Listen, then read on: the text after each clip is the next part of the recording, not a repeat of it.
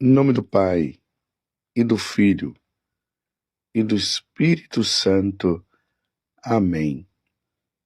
Naquele tempo, disse Jesus aos seus discípulos: Não junteis tesouros aqui na terra, onde a traça e a ferrugem destrói, e os ladrões assaltam e roubam. Ao contrário, juntai para vós tesouros no céu, onde nem a traça e a ferrugem destrói, nem os ladrões assaltam e roubam, porque onde está o teu tesouro, aí está também o teu coração. O olho é a lâmpada do corpo. Se o teu olho é sadio, todo o teu corpo ficará iluminado. Se o teu olho está doente, todo o teu corpo ficará na escuridão. Ora, se a luz que existe em ti é escuridão, como será grande a escuridão. Palavra da salvação. Glória a vós, Senhor. Meus irmãos e minhas irmãs, como eu tenho dito para você, para vocês, nós estamos no grande Sermão da Montanha. Capítulo 5, 6 e 7 do Evangelho de São Mateus, aonde Jesus vai nos propondo, vai nos indicando o caminho da santidade. Como é que nós devemos ser santos? Leia o capítulo 5, 6, 7 do Evangelho de São Mateus, medite no coração e pratique. E um dia você será canonizado, com a graça de Deus.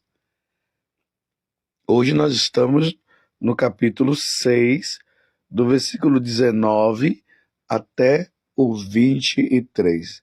Já passamos pelo capítulo 5, estamos agora no capítulo 6, e hoje Jesus ele vem falar algo muito importante para todos nós. Jesus está nos dizendo que os tesouros, as coisas materiais deste mundo não têm valor nenhum. Os ateus, os materialistas, eles dizem que isso tem valor, o dinheiro tem valor, os bens têm um valor e nós precisamos aproveitar e usar deles o máximo que nós pudermos. Porque uma vez que depois não tem nada, morreu, acabou, então aproveitemos tudo agora. No entanto, Jesus, ele já vem dizer o contrário, porque Jesus é Deus e ele veio do céu. Então, ele sabe o que é o céu, porque ele é Deus. Então, Jesus está dizendo para nós não ficarmos apegados a essas coisas, aos tesouros, aos bens materiais. Ele diz, despreze essas coisas. Use apenas o que for necessário. Despreze, mas acumule tesouro no céu. E a forma de acumular tesouro no céu é se voltando inteiramente para Ele e servindo-o de todo o coração. A mesma coisa ele está falando dos nossos olhos. Nós precisamos ter cuidado com os nossos olhos, com as coisas que nós estamos vendo. Nós já vimos aí há uns dias anteriores ele dizendo, se teu olho é motivo de pecar, ele disse de forma metafórica, né? Usando a metáfora, ele disse assim, então arranca os olhos. Não é para arrancar os olhos, né? Materialmente não, fisicamente não. Mas é só para dizer, então empregue o seu olhar, use o seu olhar para as coisas boas. Porque se nós usarmos os nossos olhos para o pecado, nós vamos viver numa escuridão. Se nós usarmos os nossos olhos para a contemplação de Deus, para as coisas de Deus, os nossos olhos e o nosso corpo vai viver, vai estar na luz. Aí ele termina dizendo o seguinte: se a luz que existe em ti é escuridão, como será grande a escuridão? Como será essa escuridão no inferno, né, meus irmãos? Usemos os nossos olhos para as coisas de Deus e os nossos olhos, e nós viveremos um dia na luz de Deus, na contemplação do Senhor.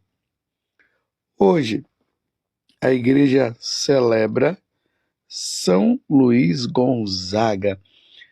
Através da história, da vida de São Luís Gonzaga, nós vamos entender muito bem o que Jesus está falando hoje no Evangelho. São Luís Gonzaga, ele era italiano, ou seja, ele nasceu na Itália, um grande santo. Vocês vão perceber como era a vida deste jovem que morreu aos 23 anos. Os 23 anos foi o bastante para ele se tornar santo. Santa Teresinha morreu com 24 anos e ele com 23. São Luís Gonzaga, ele nasceu na Itália, em Roma, no dia 9 de março de 1568. Aqui eu quero abrir um parêntese. Este ano de 2024, eu e Vanúzia estamos convidando você que pode, que tem condições, que tem como ir, pede a Deus a graça de fazer essa peregrinação, onde nós vamos passar pela Itália, Polônia e Medjugorje. É do dia 4 de novembro até o dia 16 do mesmo mês, mês de novembro. Eu falo isso porque a peregrinação ela nos ajuda muito no crescimento espiritual. É muito bom quando nós vamos para esses lugares santos e ali nós vamos vendo o lugar onde aquele santo viveu, onde ele morreu e assim por diante. Então teremos essa peregrinação, você podendo ir, já procura aí a obra de Maria, que vai te ajudar muito e vai te mostrar como fazer, e ali tem os roteiros dos locais onde nós iremos passar. Fecho parêntese, voltemos agora ao que eu estava falando. Então, São Luís Gonzaga, ele nasceu em Roma no dia 9 de março de 1568. Ele era filho de um militar e a mãe dele era uma mulher também muito religiosa, tanto ela como o pai. Ele era um marquês de Castiglione e São Luís Gonzaga, ali já na idade dos seus 4 anos, 5 anos, ele já andava com o pai, porque o pai queria fazê-lo militar. Então ele saía ali com os soldados marchando. Imagina os soldados vendo aquela criança marchando ali, deveria ser motivo assim de muita alegria para os soldados. E o pai queria fazê-lo militar. Mas ele, como filho de uma mãe tão religiosa, ele foi aprendendo as coisas do céu. Olha o evangelho de hoje, o que é que ele diz? Que nós devemos acumular tesouro no céu.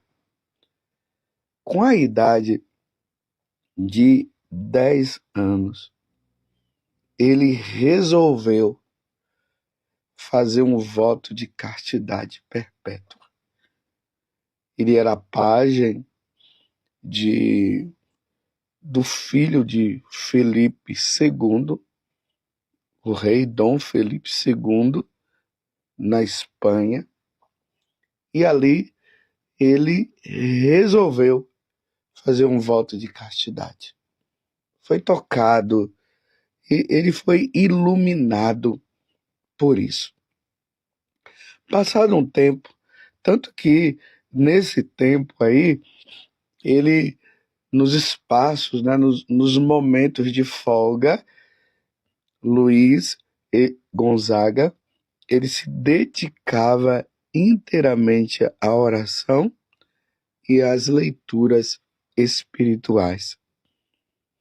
Com 14 anos, Luiz Gonzaga recebeu a primeira comunhão das mãos de um grande santo, São Carlos Borromeu. Depois vocês leiam, procurem a biografia deles para vocês entenderem quem é e quem foi São Carlos Borromeu.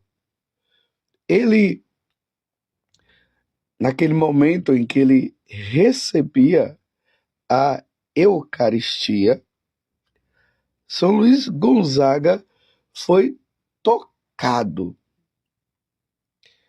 tanto pelas palavras do que São Carlos Borromeu falava, como tocado pela presença de Nosso Senhor no coração.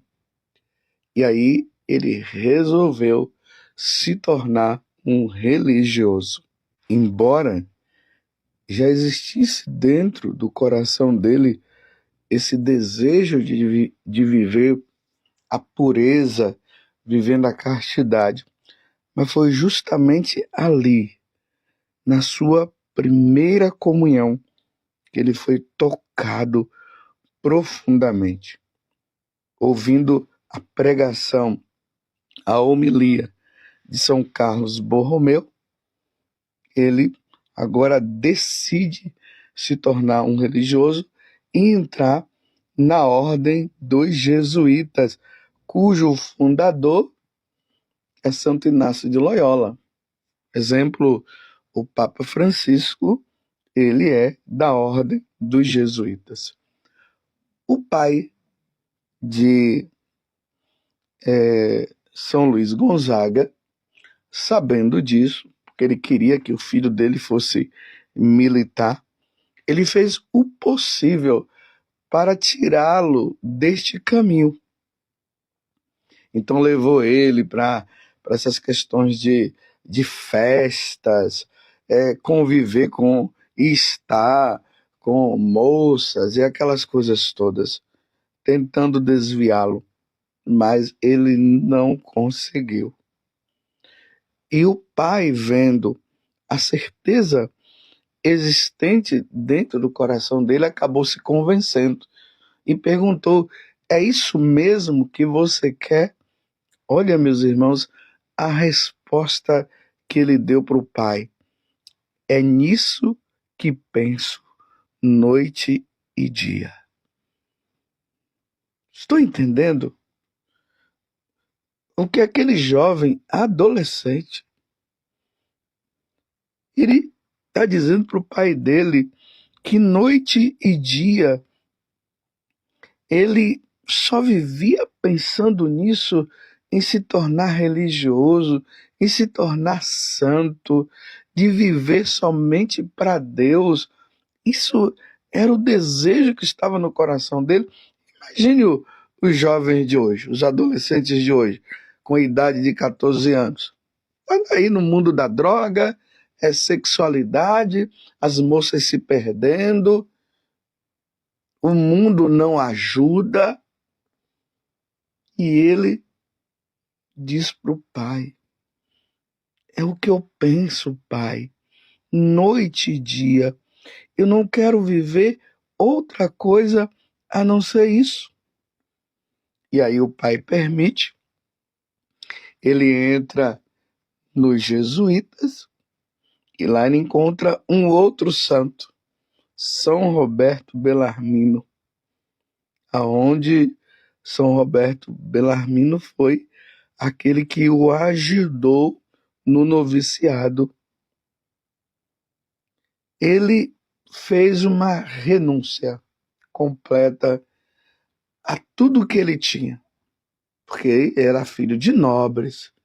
Fala-se que São Luís Gonzaga, depois de um tempo, ele esqueceu que ele era filho de nobre, porque ele abraçou a pobreza como um meio de vida dele. Ainda mais que os jesuítas, né, os religiosos, fazem os votos evangélicos, os conselhos evangélicos de pobreza, castidade e obediência. Ele esqueceu, lembremos do evangelho, acumular tesouros no céu e não aqui na terra. Assim foi a vida de São Luís Gonzaga. E uma coisa realmente ele constatou. Ele disse assim, que também os príncipes, os nobres, são pó, como os pobres. Talvez cinzas, mas fétidas. Olha só. Então, ele abarca agora este caminho de viver a pobreza no seguimento de nosso Senhor Jesus Cristo. O pensamento dele estava sempre voltado para a eternidade. Sabe como é que São Luís Gonzaga ele fazia para não cair em pecado? E isso é muito importante para nós. Ele sempre se utilizava das seguintes palavras. Ele dizia o seguinte: tudo que ele ia fazer, ele fazia essa pergunta. E eu preciso fazer essa pergunta também para mim. Em todas as situações da minha vida, ele dizia: de que serve isto para a eternidade? Isso que eu vou fazer vai me levar para o céu? É isso que ele estava dizendo. Ou de forma diferente, ele dizia também: isso que estou prestes a fazer tem alguma coisa a ver com a eternidade? Vai contribuir para que eu conquiste a vida eterna? Se ele chegava à conclusão que aquilo ali não iria levar para o céu, ele não fazia. Tá vendo, meus irmãos? Qualquer situação de pecado, qualquer coisa que você for fazer, faça sempre esta pergunta: isso me leva para o céu? Imagine uma pessoa que vai cair no pecado de impureza. Você está ali prestes a ir. Então você vai fazer essa pergunta: se eu fizer isso, isso vai me levar para o céu? Como você pode falar assim também: e se eu fizer, será que vai dar tempo para eu me confessar? E se eu morrer em seguida, eu irei para o inferno? Então eu não vou cair neste pecado. Por causa da vida de São Luís Gonzaga, ele se tornou o padroeiro da juventude. Diante destas situações que ele foi vivendo e se tornando cada vez mais esse rapaz, esse jovem, segundo o coração do Senhor. Porque o sentido da vida dele estava justamente voltado para a eternidade. Em 1590,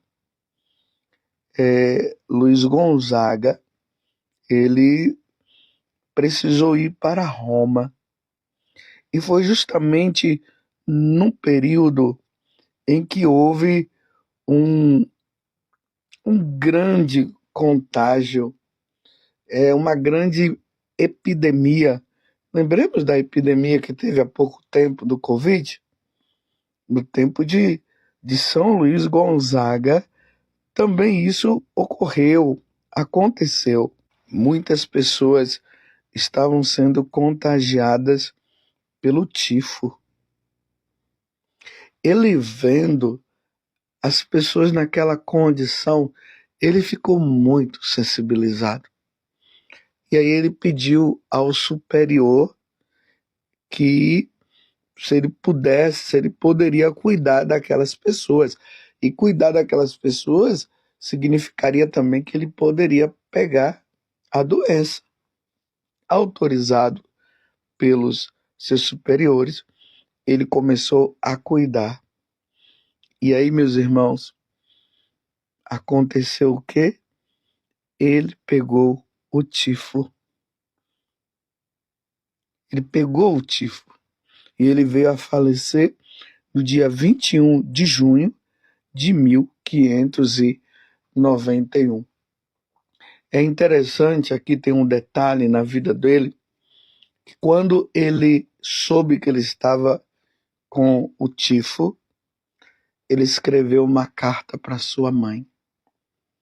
E na carta que ele escreveu para sua mãe, ele dizia o seguinte: mamãe, infelizmente eu acabei pegando o tifo e eu sei o que vai acontecer comigo. Eu irei morrer. Eu irei para a eternidade, eu irei para o céu, que é o desejo também existente no meu coração. Quando eu morrer, mamãe, e a senhora estiver ali diante do meu corpo, não brigue, não blasfeme a Deus. Nada disso, minha mãe. Mas sabe de uma coisa, se alegre, porque eu estarei na eternidade, aguardando também o dia da senhora ir.